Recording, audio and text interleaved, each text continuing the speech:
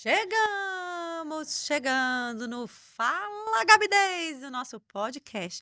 Eu tô treinando, Rangel, pra falar bem assim, entendeu? Tipo, né, você que tá no carro, já pensou a pessoa no carro ouvindo o podcast da gente, com aquela voz. O pessoal fala assim, professora, eu te conheci pela voz. Eu não entendo por quê. Será que é porque minha voz é bonita, gente? Será que é porque minha voz é igualzinha da Ivete Sangalo? O que você acha, Rangel? Essa vontade sua de ser Ivete Sangalo. Mas é isso daí. Você tem uma bela voz, chefe. É uma Obrigada. bela voz. Então, atenção, passageiros, para o voo do Fala Gabi Daisy, que nós estamos agora no episódio 3. E o Fala Gabi Daisy aqui é um espaço onde nós vamos discutir muitas coisas aqui da saúde, da educação, do Distrito Federal, do Brasil, temas importantes, inclusive, para a sociedade, né? Para a sociedade participar. E o Né? piso? Ah, pois é. Então, recebendo aqui novamente no nosso episódio 3. Gente, o piso já está no episódio 3. Então, vocês que estão aí recebendo aqui a notificação do episódio 3, vai atrás do 2, do 1, que vale a pena. Porque não é um tema simples, mas é um tema muito importante para que a gente conheça ele em toda a sua amplitude, até porque vai trazer uma repercussão para a categoria, para o SUS, para a rede privada, né? Que também, né, integra a saúde aqui do nosso país. Então, hoje nós estamos recebendo aqui o Adovaldo. Bom dia, boa tarde, boa noite. Ah, Eu gostei daquilo que você falou, você que está no carro, você que está no Isso, apartamento, isso. você que está na piscina. Bom dia, boa tarde, boa Na noite. piscina, a pessoa ouve som na piscina? Como é que é isso? Ah, na caixinha? É na caixinha, Ah, né? entendi, tá certo. Então, bom dia, boa tarde, boa noite, Dodô. Dodô que é cantor também. Gente boa, porque é vascaíno, né? Bom dia, boa tarde, boa noite. E bom dia, boa tarde, boa noite, Rangel, nosso coordenador de saúde. Bom dia, fala aí, bom dia, boa tarde, boa Bom noite. dia, boa tarde, boa noite a todas, todos e todes, né, Isso. representando. Bem, o nosso episódio 3 traz aqui a questão da rede privada, talvez um episódio aí mais esperado para muitos trabalhadores e que foi realmente a rede privada que me despertou, inclusive para o sindicalismo, porque eu quando ia na Assembleia me achava super politizada e quando ia para a Assembleia eu falei, gente, o pessoal da rede privada realmente não é atendido, não consegue nem vir para a Assembleia, porque às vezes, né, Rangel, você foi da rede privada, sabe como é, não é fácil até participar de Assembleia é complicado, o gestor fica de olho, não fica? Sim, a gente sofre alguns tipos de retaliações, pode-se dizer assim, né? Então a gente tem algumas dificuldades em participar mesmo. Então os colegas que estão na rede privada hoje, eles têm essa dificuldade, sofrem alguns tipos de retaliações mesmo, de perseguição, pode-se dizer assim, quando se fala nesse processo de, como você colocou, né, de politização. A necessidade da Uhum. gente se politizar, eu acho que faz parte desse papel como enfermeiro, né, como profissional de saúde aí, de forma geral. E é onde o valor, assim, a gente está mais precarizado na questão da remuneratória, né? Então, é surreal a gente na capital, a gente ter enfermeiros aí ganhando R$ 1.800 e um técnico R$ 1.400, né? Então, acho que a luta surgiu muito até dessa revolta. Eu acho que é meio que revoltante, né? Você ganhar o valor que você ganha para fazer o que a gente faz. E, Dodô, a questão, então, do STF. Quando o STF ele derruba, assim, por meio de um acordo, uma liminar que estava suspendendo a implementação do piso, e a gente falou no bloco passado muito da rede pública, o que está valendo agora na rede privada? Então, o que o acórdão trouxe no sentido de que vai se cumprir com aqueles critérios? O critério era a negociação? É isso, é desde o seguinte, quando o Supremo decidiu lá naquele voto médio, que a gente conseguiu explicar lá no Sim. episódio 2, ele trouxe uma parte específica para a parte privada, que seria aberto um prazo de 60 dias para negociação entre as partes, entre os sindicatos patronais e os sindicatos dos trabalhadores.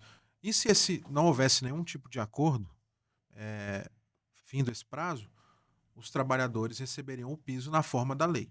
Essa foi a decisão do Supremo, extraída lá no voto médio, quando a liminar anterior foi revogada e essa está em vigência. Então a gente tem duas situações. A ata de julgamento, que é o Uhum. marco temporal para o começo desse prazo, essa ata foi publicada no dia 12 de agosto, no dia 12 de julho, perdão, 12 de julho de 2023. Então, se nós contarmos 60 dias aí, no início do mês de setembro, esse prazo se esgotou. Então, em tese, a partir desse mês de setembro, De out- terminando setembro para pagamento de outubro, o piso já deveria constar nos contra-cheques dos profissionais da rede, dia agora de outubro. da rede privada. Nós sabemos que os patrões têm um entendimento um tanto quanto diferente sobre o início desse prazo, porque eles consideram que o tribunal estaria de recesso em julho e que, portanto, esse prazo não poderia começar ali. Mas nós entendemos de maneira diversa, porque Sim. ali se tem uma decisão judicial que fixa um marco específico, que não é um prazo processual típico, porque ele está determinando um ato externo ao próprio processo, que é a negociação entre as partes, e que, portanto, não me parece que isso seria um aspecto importante. Você está de recesso, o judiciário está de recesso, não vai influenciar em nenhum marco de negociação, porque é externo ao próprio judiciário. Então, na verdade, eles estão. Quem está se usando disso é a própria rede privada, que quer ganhar mais tempo para pagar o piso.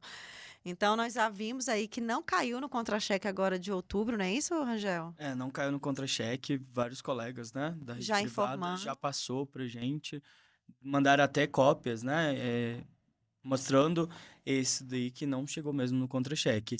E alguns locais houve esse argumento mesmo que o Dodô trouxe, né? Que eles têm uma outra interpretação, que a ata foi publicada no dia 12 de julho, porém eles se entendem só depois da volta do recesso, no dia 1º de agosto, tendo aí até o dia 30 de setembro, sendo para efetivação do pagamento do piso no pagamento do mês de novembro. Então, acho que uma forma como você colocou mesmo, de eles ganharem tempo para esse tipo de tratativa, né? Então, essa primeira pergunta que nós recebemos, sou seletista, quando eu vou receber o piso? Então, a resposta da conjuntura atual seria agora, mês de outubro, considerando que a ata foi publicada em julho, a negociação seria até setembro. Quem fez acordo fez, quem não fez acordo teria o direito a receber na Pois é, você trouxe uma coisa muito importante aí, que você falou assim, quem fez acordo e quem não fez. Eu estou falando isso porque a gente recebeu aqui duas informações, uma inclusive recente, que é a questão do próprio Mato Grosso, né, que falou que não teve negociação, então não se vai pagar porque não foi tentada negociação, algo bem geral, tá? Eu estou falando bem geral. E também eu recebi informação de uma pessoa que inclusive é uma gestora, não vou falar aqui o nome do santo, mas uma gestora de um hospital inclusive foi uma aluna, e ela falou assim, olha, nós recebemos aqui uma notificação falando que não é para fazer o pagamento dos técnicos de enfermagem, porque não houve negociação com os técnicos. E aí é uma preocupação que eu vinha trazendo quando você, Adovaldo, inclusive, me explicou que um dos critérios do próprio STF, quando ele faz, né, esses critérios, ele deixa muito claro a necessidade de acordo. E isso, gente, é uma coisa assim. É coisa de, eu vou te falar, Adovaldo, macaco velho também, né? Porque a pessoa fala, não, eu tentei, eles não quiseram, então eu não vou pagar. Mas é uma coisa que quem tem experiência com a questão trabalhista, né, principalmente sindical, tem que ter se resguardado, porque a gente tem que ter o registro de negociação, até para que eles não usem isso contra a gente. Pode acontecer aqui no Distrito Federal isso, por exemplo, de pagar uma categoria, por exemplo, os enfermeiros que são de sindicatos diferentes e não pagar os técnicos, informando isso, que não houve negociação. É possível isso acontecer? Assim, a gente espera e torce que não, né? Que todo Sim. mundo receba. Mas isso são aspectos que precisam ser ponderados, sim. Porque a decisão foi muito clara, concedendo um prazo para a negociação. E não é uma negociação de faz de conta. O Supremo não quis, ao sim decidir, dizer, olha, você vai lá, finge que negocia e depois a gente vai fingir que paga. Não é assim, né? Nós, interpretando todos os votos, inclusive quando o acórdão foi publicado, que a ideia era que, de fato, existisse uma negociação para que patrões e empregados conseguissem chegar numa solução consensuada, para que o piso fosse implementado. Agora, se uma das partes não toma as providências para negociar, isso gera, inclusive, implicações futuras, e eventualmente em alguns processos, por parte do próprio judiciário, ao compreender que alguma das partes não tomou as providências que o Supremo assim demandou. Né? Então, assim, o Supremo falou para vocês negociarem. Você bateu a porta na cara do outro, você não negociou, então agora. Porque eles estão procurando motivo. Essa é a realidade. E isso pode ser um motivo. Por isso a delicadeza do tema, né, gente? Pode ser um motivo. Não quer dizer que precisa aceitar, né, Dovado? É. O sindicato mesmo, o Jorge esteve aqui no capítulo anterior falando que eles já estão na terceira proposta. Pode ser que não aceite a terceira, não aceite a quarta, mas o importante é ficar o registro da negociação. E que seja uma negociação de fato efetiva. Sim. Né? Por exemplo, o Jorge mencionou aqui no último episódio que foram feitas várias propostas e que a Assembleia se debruçou nas propostas. Sim. E que as respostas foram com base naquilo que chegou e não simplesmente um não. Não quero. Não quero porque daqui a 60 dias o Supremo me garantiu o pagamento. Né? Isso, enfim, eu entendo que isso pode vir a ser analisado em uma série de questões. E aí, Deise, você mencionou muito bem, inclusive do ponto de vista de processo. Nós já recebemos notícias lá, essa do Mato Grosso, em que inclusive o tribunal, a pedido das partes, suspendeu o pagamento do piso para que se tentasse alguma negociação. Sim. E está atrasando, né? E a Confederação Nacional de Saúde, lá a patronal, que inclusive é a autora da DI, Sim. pediu ao TST, isso é importante, que o TST criasse uma mesa de negociação. Veja só como a coisa... Essa semana, né? Foi, nós tivemos... Pode atrasar, então. Porque imagina, se o TST, dentro de sua competência, né, da parte privada, e aí a gente não consegue, digamos assim, prever especificamente o que vai acontecer, porque aí a gente tem 2 tribunais. Mas o TST tem a sua competência no âmbito trabalhista de poder mediar essas negociações. Né? O que é TST? Só para o pessoal... TST é o Tribunal Superior do Trabalho. É o órgão máximo da Justiça do Trabalho. E que tem a competência originária, ou seja, as ações precisam começar no TST quando a gente está lidando com carreiras em âmbito nacional. Que é a tentativa da Confederação Patronal em tentar dar esse mesmo tratamento, considerando que a lei é uma lei federal de aplicação nacional, e por isso eles buscaram essa mesa lá junto ao TST. Essa mesa é como se fosse um dissídio nacional. Tipo, vamos botar o que é um dissídio? Todo mundo na mesa para negociar. Isso eu acho que é muito ruim para a gente, porque pode demandar mais tempo. Então, o piso, a gente já está 3 anos esperando, vai fazer 3 anos, né? 3 anos da lei. Então, isso pode atrasar mais ainda. E pode também vir uma negociação que não atenda os estados, porque cada um tem a sua negociação. Tem estados que já está negociado, que já está acordado, tem estado. Então, é muito ruim você majorar o Brasil todo por uma mesa que vai atrasar mais ainda. Então, eles estão querendo ganhar tempo, né? Isso é um aspecto fundamental. Por mais que a Confederação tenha buscado... Vou tirar aqui para você não derrubar de novo nesse episódio a Agatha. Por mais que a Confederação tenha buscado o tribunal, é uma coisa importante a gente se lembrar. Os sindicatos em âmbito estadual têm toda a sua autonomia para negociar com os sindicatos locais. Isso, de fato, é uma tentativa, imagino eu, dos patrões no sentido de ter a melhor decisão para eles. Né? Ganhar o tempo, ter a melhor decisão para eles. Mas aí cada sindicato, inclusive, precisa avaliar a forma como vai lidar com isso. Né? Como a gente viu aqui o caso do sindicato no âmbito do Distrito Federal. Eu acho que eu sempre defendo que o sindicato é a expressão da categoria. Eu acho que a verdade, no sentido de explicar, por mais que seja difícil a questão jurídica, a repercussão de qualquer decisão é libertador, né?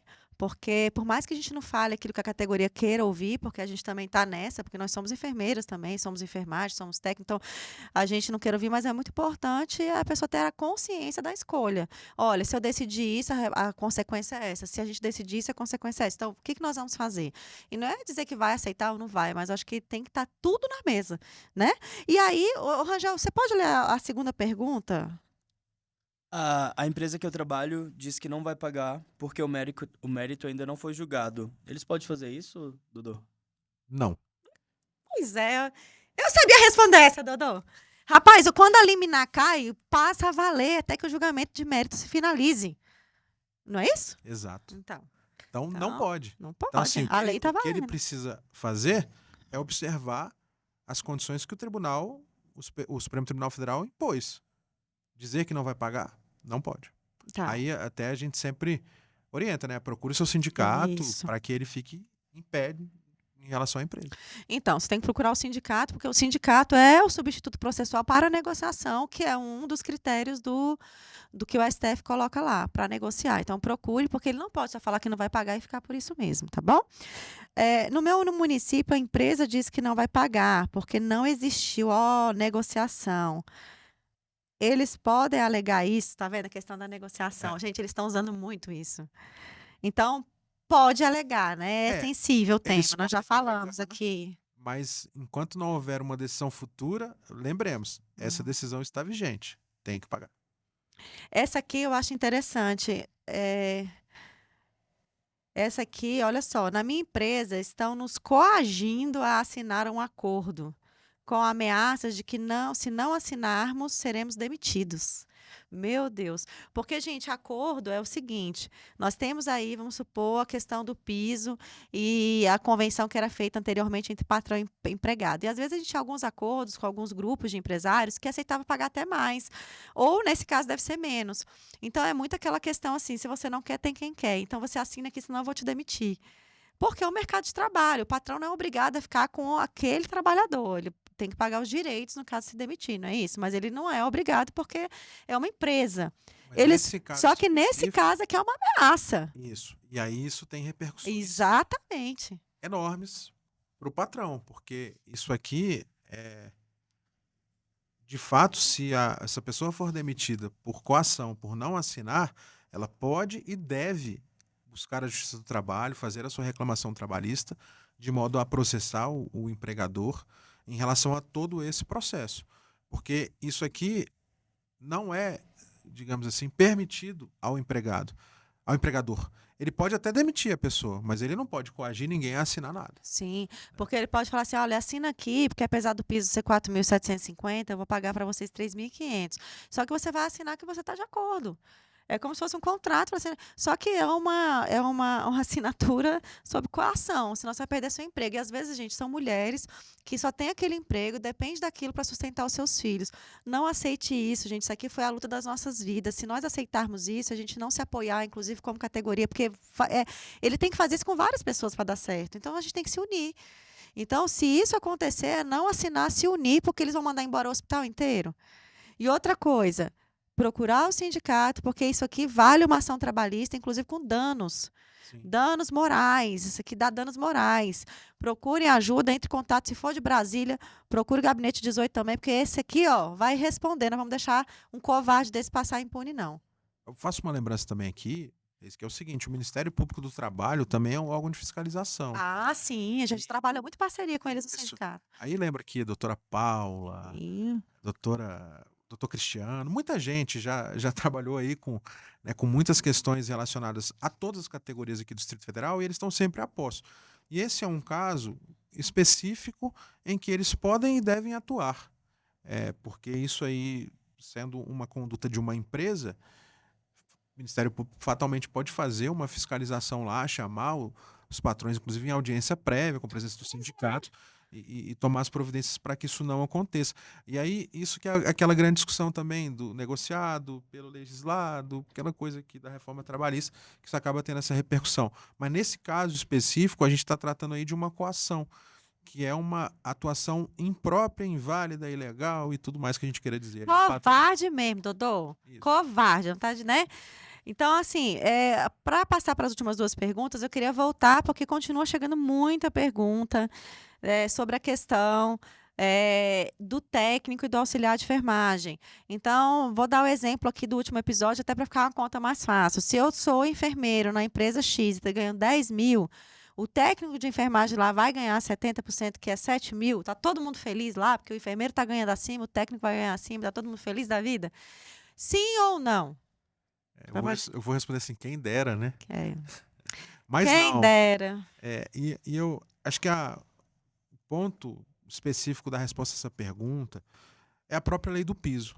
Porque a lei do piso, ela diz de forma assertiva que é 70% do piso. Não é 70%. E fala que é do caput, que é da remuneração. Faz a lei o valor. Então é 70% daquele valor. Isso, acho que vale a pena a gente ler de novo, né? Porque acho que fica legal.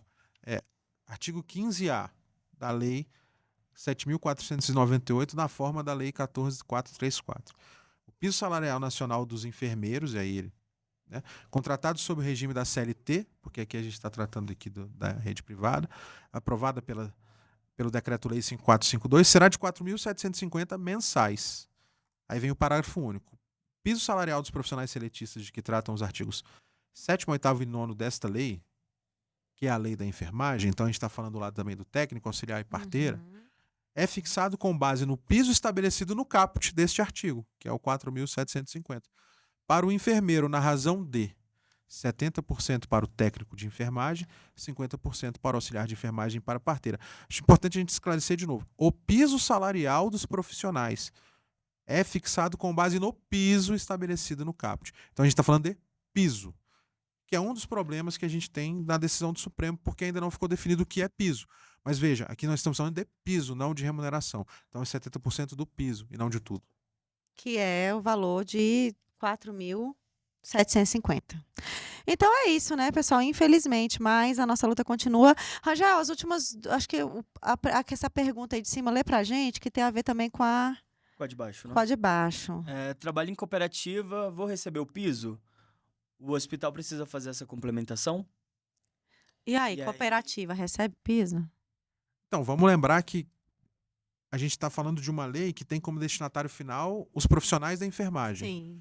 Se ele é profissional da enfermagem e contratado como tal, ele deve receber o piso. Eles falam esse negócio de cooperativa, ele fala que a gente é sócio da cooperativa, mas é só para, né, dar facada. Porque, na verdade, você tira como se fosse um lucro, mas é uma Isso. miséria, né? O que o nosso Dodô, que é nosso advogado, está falando é o seguinte: se você tem o seu CBO, você tem o seu Corém, você é enfermeiro e está prestando um serviço de enfermeiro, ou você tem o seu CBO de técnico de enfermagem, você tem um registro no conselho de técnico de enfermagem e presta um serviço de técnico de enfermagem, independente do seu valor, você receber como divisão de lucro, ou qualquer que seja a sua contratação, seja um contrato, seja uma cooperativa, seja um contrato ali de até de experiência, mas você tem o Corém, está trabalhando como tal, você não pode receber menos que o piso. Não é isso? Essa é talvez a nossa tese fundamental, considerando a legislação. Mas a gente precisa alertar também que cooperativa tem uma especificidade, que todo mundo é sócio, enfim. Sim. Então, muito provavelmente, eles também vão alegar que não há um contrato de trabalho específico a fim de se aplicar a lei, que não há uma espécie de subordinação entre as pessoas a ponto de se estabelecer um contrato de trabalho. Mas aqui, veja, nós vamos chegar numa situação limite, que é: eu sou sócio de uma cooperativa, eu presto o serviço de enfermagem e vou receber menos do que o contratado pelo hospital unicamente porque eu sou cooperado. Então nós vamos chegar numa situação aí de quebra de isonomia, que foi até um dos pontos que foi trazido pelos embargos de declaração do Senado, nessa linha entre... Mas então, partindo do princípio que a própria AGU não tem como regulamentar isso, porque é estadual, que não tem nenhuma lei que defina isso claramente, a gente entende que não tem nada dizendo que o cooperado tem que tirar só o lucro. O cooperado, se ele trabalha como enfermeiro ou técnico, ele tem que receber o piso. Sim. Esse é o nosso entendimento. E tem que ser a luta, inclusive, dos cooperados junto aos seus próprios sindicatos, à lei, ao próprio Ministério Público, não é isso? Sim. Até porque, assim, vai ter vezes que essa contratação em cooperativa, assim como contratação em PJ, serviria única e exclusivamente para burlar justamente a legislação trabalhista. Né? Então, Que é a esse última pergunta, né? Isso é um problema. Vou falar isso agora. Tava A vindo pra última. cá, né? E eu ouvindo no carro, porque vocês têm essa voz aí pra Ai, gente ouvir no obrigada. carro. Ou na piscina, como a Dovaldo A trouxe. piscina dele, nem piscina eu tenho, mas Porque tudo tá bem, tão né? quente aqui em Ah, Brasília que sim, a gente tá. lembrou disso. Ah, tá. E aí a gente vem com a última pergunta, como vai ser se os hospitais demitirem as equipes e contratarem as cooperativas? Eles estão fazendo essa manobra para não pagar o piso? Depois fala sobre essa temática. A gente falou um pouquinho no episódio que eu tava ouvindo, no episódio 2, né? Falando sobre esse tipo de manobra, eu acho que também... Eu acho que é isso na linha do que até a Deise tem comentado sempre. São as manobras que os patrões vão fazer para minimizar os seus custos, né? Sim. Então, assim... Ele não paga direitos trabalhistas, né? Ele não paga impostos, ele não paga várias questões e ainda podem tentar entubar essa situação aí de que, não, você está tirando só o lucro. Isso. Porque, assim, quando ele contrata a cooperativa, ele está contratando a pessoa jurídica. Ele não está contratando o Rangel, ele não está contratando O doutor, Corém, ele tá Rangel, contratando, né? ele está contratando uma cooperativa e o objeto desse contrato é a prestação do serviço de saúde. Então, isso também pode ser uma forma de burla mesmo, tanto à legislação trabalhista e, consequentemente, ao pagamento ou não do piso. Isso, muito provavelmente, isso eu digo assim, inclusive em pouco tempo, vai chegar aos tribunais. Eu não tenho a menor dúvida disso. E nós vamos Né? para cima, Não porque tenho a menor dúvida disso. Agora, é uma coisa que talvez não esteja no nosso alcance imediato. Os hospitais podem fazer isso? Podem. Infelizmente, podem. pois é. Então, Né? gente, olha Mas só. precisa fiscalizar. Precisa, e assim, eu sofro aqui uma sensação, assim, a minha dor, que eu brigo muito com a Dovaldo, que é advogado lá no gabinete, a questão da impotência do deputado distrital, porque muitas coisas a gente não tem a competência de fazer, por exemplo, regulamentar e entrar em leis, por exemplo, que consigam fazer a alteração, por exemplo, de leis de cooperação, de próprias cooperativas, a lei, por exemplo, de regulamentar, reestruturar carreiras, que só o GDF pode fazer, que é dono do orçamento. E isso é uma questão que nós precisamos entender também, até como sociedade, como enfermagem brasileira. Hoje nós temos, né, os deputados federais, os senadores, os deputados distritais, cada um com uma função, mas talvez a função do deputado distrital, eu bato muito nisso, que seja muito fiscalizar. Essa é a nossa função, para que a gente realmente possa trazer um impacto na vida de quem mais precisa. Porque há a sensação de impotência e de raiva, às vezes, né? Porque acho que até pela revolta eu vim parar aqui. E revolta também da gente estar vendo nos hospitais pessoas já sendo demitidas, desde que o piso foi aprovado em 2020. São manobras mesmo. A gente, hoje em dia, se você foi aí no hospital, você vê que não tem mais enfermeiro em algumas classificações de risco. A maioria mandaram tudo embora. Você vai no hospital, quem faz aquela classificação de risco, gente, é importante. E o Ministério fala que pode, inclusive, evitar mortes ali. Porque o enfermeiro ele tem a habilidade para classificar rápido e gerenciar até nessas sazonalidades que a gente tem, quem tem maior gravidade no atendimento. Então, hoje em dia não tem. Você vai, quem faz praticamente é a recepcionista. Né? E aí, se você não gritar muito para ser atendido, eu não sei se você vai ser atendido. Isso é muito complicado. Então, no próximo bloco, eu acho que até vale a pena, a gente terminaria nesse bloco, mas eu acho que vale a pena a gente fazer um bloco só de repercussões da implementação do piso, né? Então, o que nós vamos enfrentar? Nós vamos enfrentar mudanças de contrato, mudanças de função. E qual a importância da gente realmente se unir e as entidades da enfermagem precisam estar unidas, né? Eu acho, Angel. Eu formei na UNB em 2000, né? No Rio não, Dodô, tem muito tempo, né? Tá, tem muito tempo. E naquela época eu já aprendia que parece que falava assim, as entidades não são unidas.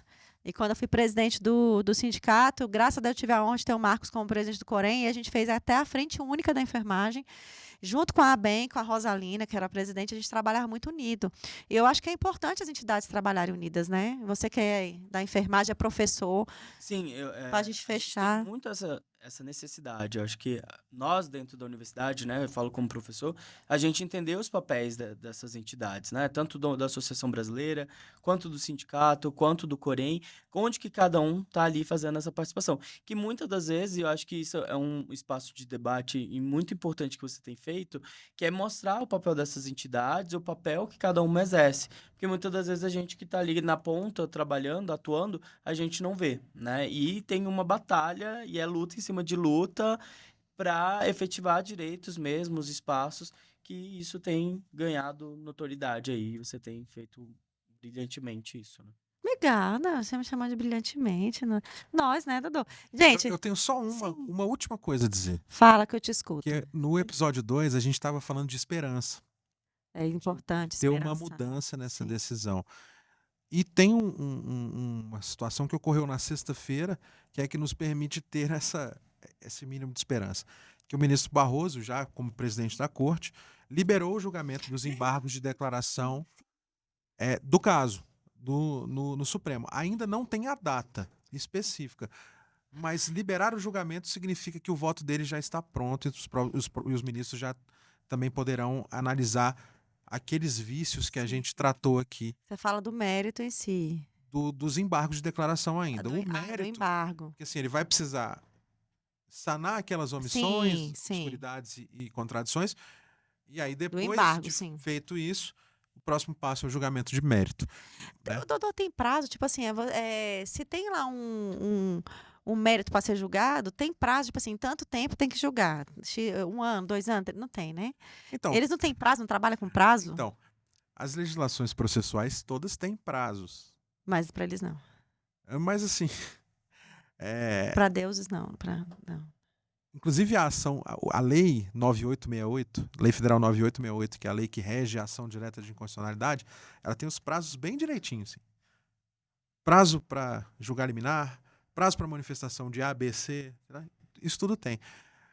Mas aí entra alguns aspectos relacionados também à questão de política judiciária, das repercussões. Vamos lembrar, isso é importante a gente lembrar, que é um processo que tem repercussões enormes. Uhum. Né? Então, às vezes o tribunal tem uma Não é simples ser implementado. Né?